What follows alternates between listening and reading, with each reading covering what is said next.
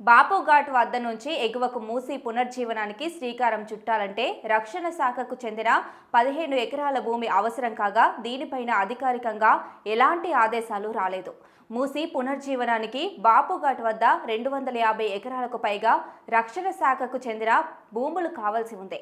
వీటిని రాష్ట్ర ప్రభుత్వానికి అప్పగిస్తే రక్షణ శాఖకు ప్రత్యామ్నాయ భూమి ఇవ్వడం తదితర అంశాలపై ఇప్పటికే చర్చ జరిగింది. ఈ విషయంపై సీఎం రేవంత్ రెడ్డి కూడా పలు దఫలు కేంద్ర మంత్రిని అధికారులను కలిసి విజ్ఞప్తి చేసినా ఇప్పటి వరకు ఓ కొలిక్కి రాలేదు.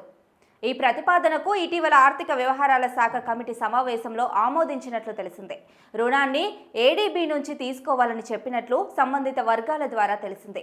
మూసీ పునర్జీవనం 55 కిలోమీటర్ల మేర దూరం చేయాల్సి ఉండగా రెండు వైపులా కలిపి 36 కిలోమీటర్ల దూరం ట్రంక్ మెయిన్ ఉద్దేశం మురుగు మూసీ నదిలోకి చేరకుండా చూడటమేనని సంబంధిత వర్గాలు తెలిపాయి.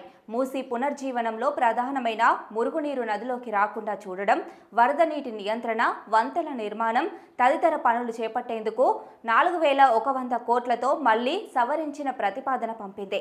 సవరించిన ప్రతిపాదనలకు ఆమోదం రాష్ట్ర ప్రభుత్వం మూసీ పునర్జీవనానికి సంబంధించిన సమగ్ర ప్రాజెక్టు నివేదిక తయారీ బాధ్యతను కన్సల్టెన్సీలకు అప్పగించడంతో పాటు అవసరమైన నిధులను ప్రపంచ బ్యాంకు నుంచి రుణంగా తీసుకోవాలని నిర్ణయించి ప్రతిపాదనలు పంపింది. గత ఏడాది ఆగస్టులో ఆర్థిక వ్యవహారాల శాఖ దీనిపై చర్చించింది. సూత్రప్రాయంగా అంగీకరిస్తూనే డిపిఆర్, ప్రైవేటు పెట్టుబడులు తదితర అంశాలపై కొన్ని కొర్రీలు వేసింది. వాటికి మూసీ రివర్ ఫ్రంట్ అధికారులు సమాధానం ఇచ్చిన తర్వాత మరికొన్ని అభ్యంతరాలు వ్యక్తం చేసింది.